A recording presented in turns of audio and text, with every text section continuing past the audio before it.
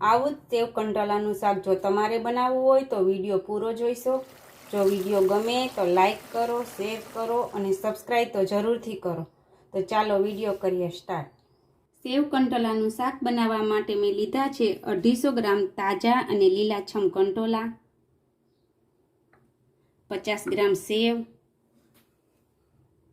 રાઈ, હળદર, લસણવાળી ચટણી, ધાણા જીરું પાવડર, નમક, લાલ મરચું પાવડર। તો ચાલો કંટોલાનું કટિંગ કરી લઈએ। કંટોલાને આપણે આવી રીતે લઈને આગળનો ડીટિયાનો ભાગ કાઢીશું, પછી આપણે આ રાઉન્ડ શેપમાં આવી રીતે કાપીશું।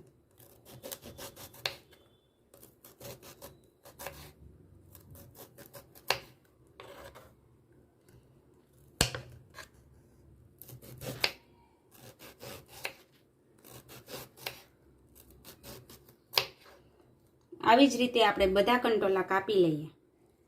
જો કંટોલામાં મોટી સાઈઝના બી હોય તો તમારે આવી રીતે કાઢી લેવા, પણ આપણે આ કૂણા છે એટલે આમાં બી નથી। કંટોલાનું કટિંગ કરી લીધું છે। હવે આપણે વઘાર કરી લઈએ। એક બાઉલમાં આપણે 6-7 ચમચી જેટલું તેલ મૂકીશું।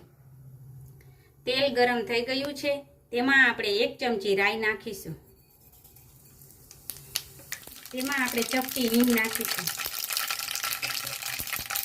હવે જે આ કંટોલા કટિંગ કરેલ છે તે નાખીશું।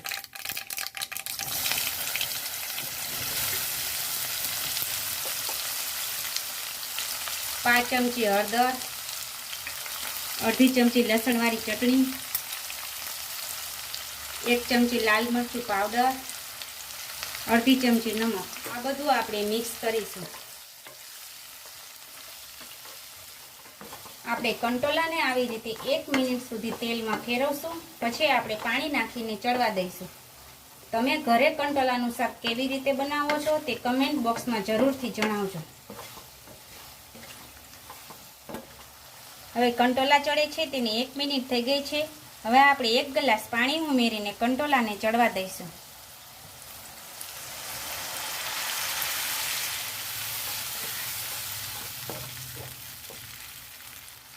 હવે આ શાકને આપણે ઢાંકીને 5 મિનિટ સુધી ચડવા દઈશું। હવે આપણે ચેક કરી લઈએ।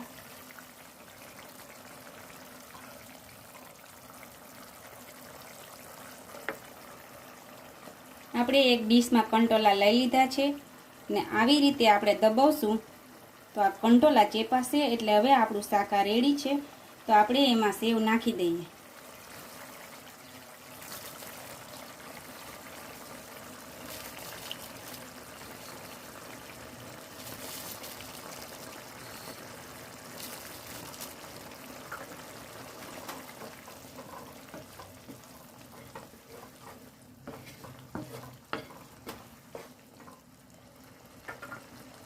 આ શાકને આપણે હવે 2 મિનિટ સુધી ચડવા દઈશું, એટલે સેવ અંદર પણ ચડી જાય।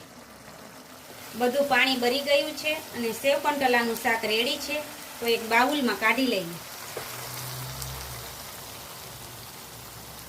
કંટોલાનું શાક જેવું દેખાવમાં સરસ છે તેવું જ આપણા શરીર માટે ફાયદાકારક છે। હવે મળશું નેક્સ્ટ વિડીયોમાં। Thank you.